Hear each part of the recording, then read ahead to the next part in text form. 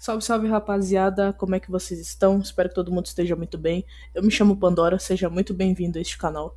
E hoje vamos dar sequência ao vídeo anterior sobre experiência na vida de CLT.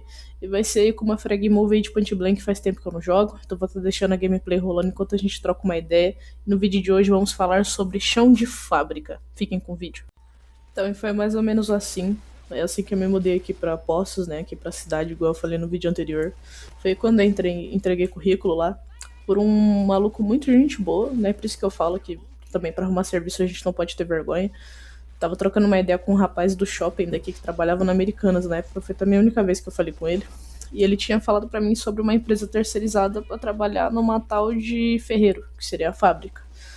E ele me passou o número, assim eu peguei e encaminhei o meu currículo para eles. Não demorou muito tempo, foi questão de literalmente um dia pro outro. No dia seguinte eles já mandaram mensagem perguntando se eu toparia fazer uma entrevista, né? No caso seria uma seletiva, um grupo com outras pessoas.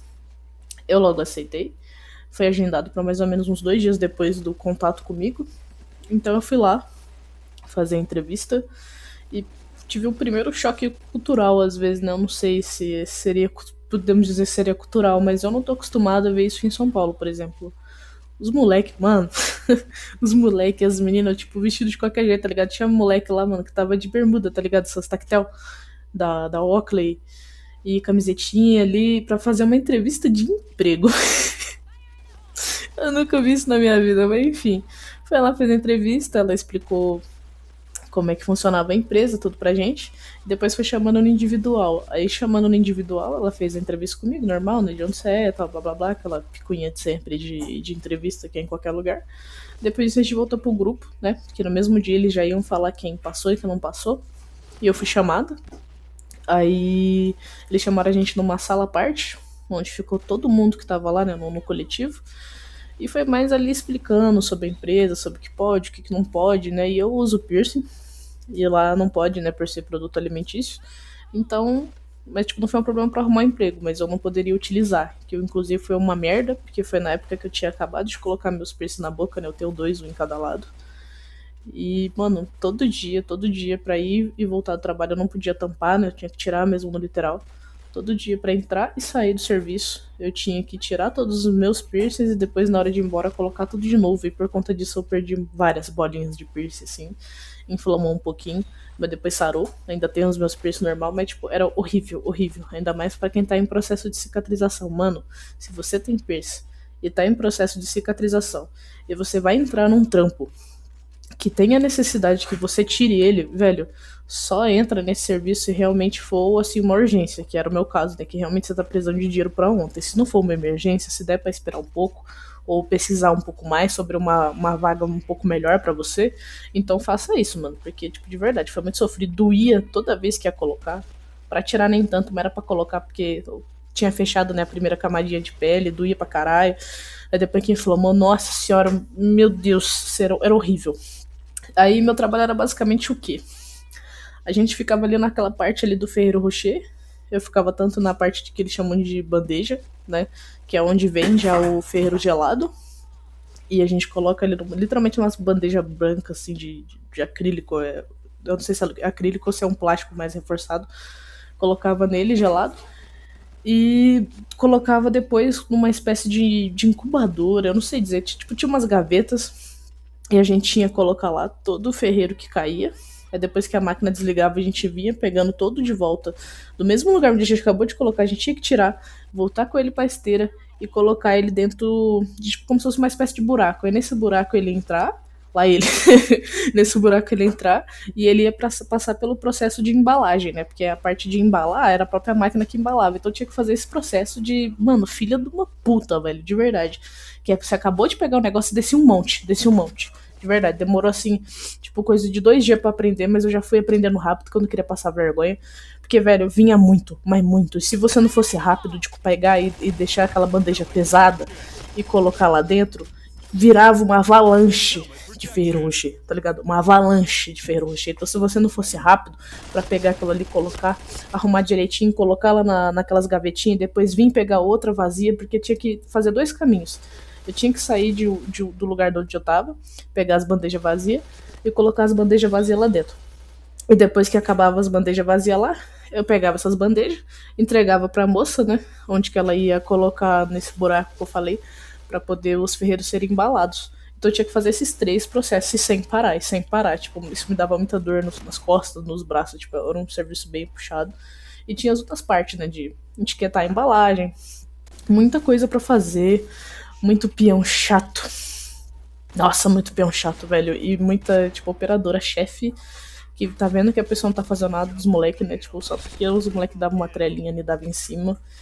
E tacava serviço na gente e deixava eles fazer o que queria, mano. E terceirizado era uma bosta, porque era sob contrato, né? Então, tipo, era no máximo até 9 meses de trampo só.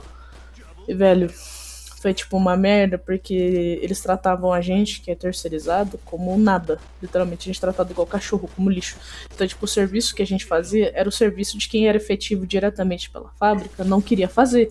Então, todo o trampo pesado, todo o braçal, toda a parte exaustiva, toda a parte que cansa mesmo, era nós terceirizados que fazia. Até a nossa toquinha de merendeira era diferente, era uma toquinha laranja. E a de quem era efetivo era branca. Então, tipo, eles tratavam a gente diferente, tinha essa questão de tirar piercing. E outra, fumantes. Pra vocês que são fumantes, assim como eu, mano, eu tinha que, na hora do intervalo, né, eu saía da fábrica, aí do lado de dentro tem uma escadaria. Essa escadaria dava direto lá pros vestiários, muita escada, uns 2 lances de escada. Aí eu tinha que trocar de roupa, porque não pode fumar com a roupa, né, por conta de trabalhar com comida. Aí eu tinha que subir, trocar de roupa, descer mais um lance de escada, andar mais um pouquinho, chegar até o refeitório. Comia, tipo, muito, muito rápido, né? Porque lá eles serviam a comida lá e descontava, tipo, um valorzinho do salário, né? Porque quem não sabe, quem nunca trabalhou com CLT, empresa que fornece comida, gente, não é de graça, tá? Ele desconta, por mais que seja um valor bem pouco, mas desconta do salário pra você poder comer. A gente comia lá, aí eu comia, tipo, coisa de 15 minutos, assim, 15, 20 minutos explodindo, que era 1 hora de almoço só, ou de janta, né? Porque ela rodava turno. Eu trabalhava uma semana de manhã, uma tarde e uma noite.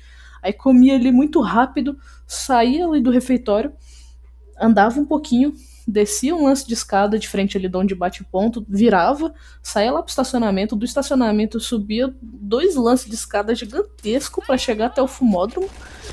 Aí eu ficava lá, engolia o cigarro, tá ligado? E mexia um pouco no celular ali. Quando dava mais ou menos ali uns 15, 12 minutinhos pra voltar, subia correndo, mano. Mas correndo, correndo, correndo mesmo. Me trocava, voltava de novo, batia o ponto e entrava pro trabalho. Então, tipo, velho, era muito corrida, era muito chatice. E esse lance de rodar turno, galera, tipo, não é frescura não, mano. É cansativo, porque quando você tá acostumando o seu corpo, né, seu cérebro tá acostumando em um horário, você já tá em outro. Uma semana eu trabalhava de manhã, na outra semana eu trabalhava à tarde, na outra eu trabalhava de madrugada, então era inferno, porque principalmente de madrugada.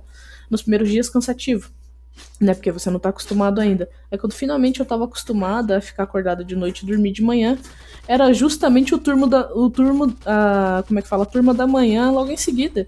Então, velho, de manhã eu tava morrendo de sono no trabalho, porque era o horário que era pra eu estar dormindo. Porque eu chegava em casa ali umas 7 e pouquinho da manhã, mais ou menos. Porque não era tão longe assim da minha casa, eu era uma das primeiras a ser largada assim do ônibus fretado, que a gente ia de fretado. Mano, eu ficava com sono a manhã inteira, tipo, de doer a cabeça. Aí chegava em casa cansada, mas na hora que eu chegava em casa o sono já tinha passado, porque era a hora que eu tinha acabado de acordar, né? De madrugada. Então, eu ficava acordada, tipo, a noite inteira, ou grande parte da noite de madrugada, porque eu tava acostumada a ficar acordada, eu não conseguia dormir. E ficava nesse ciclo do inferno. Aí quando finalmente eu acostumava, encerrava a semana, voltava da folga e ia de tarde. Aí de tarde, assim, tipo, dava pra acostumar, era o mais tranquilo de horário pra acostumar em questão a regular o sono. Mas de resto, mano, era uma bosta, velho. Era uma merda mesmo. Eu fiquei 3 meses lá, porque lá era terceirizado. Eu não pedi conta, nada do tipo. Eu fui mandada embora junto com o resto todo da galera, porque como a gente é terceirizado, quando o pessoal efetivo entra de férias, eles mandam todos os terceirizados embora. Todos. Manda, tipo, todo mundo embora, todo mundo embora. E é isso, você tem que aceitar. Então, por conta disso, eu fui mandada embora, mas como eu trabalhava bem, eles até me chamaram pra trabalhar de novo e eu não quis voltar. E aí, meus amigos, eu fiz a pior merda da minha vida. eu entrei no McDonald's. E se vocês quiserem escutar essa história, eu falo aí no próximo vídeo. Esse foi o vídeo mais trabalhoso que eu já fiz até agora. E olha que eu não sei editar, tá? Não vou falar que eu sei. Mas, mano, foi muito trabalhoso gravar, jogando, cortar esses take por take só de kill pra poder fazer esse vídeo. Foi muito complicado. Eu espero realmente que todo mundo tenha gostado desse vídeo. Esses vídeos não tem roteiro, só chego aqui e vou falando as minhas experiências pra vocês. Tá um gaguejo mesmo, falo palavrão, falo um monte de coisa. E foi muito difícil de fazer esse vídeo. Então eu espero que, por gentileza, velho, vocês deem um like aqui pra mim, pra fortalecer. Se inscreva aí no canal pra poder eu continuar crescendo, porque é um canal muito pequeno. Eu tô fazendo o que eu posso aqui pra gravar e postar com uma frequência, entre aspas, bacana, né? Então eu espero muito que vocês tenham gostado. Essa é a minha experiência em chão de fábrica. Foi uma experiência prévia, né? Tentei falar o mais rápido e curto e grosso possível, só pra vocês entenderem.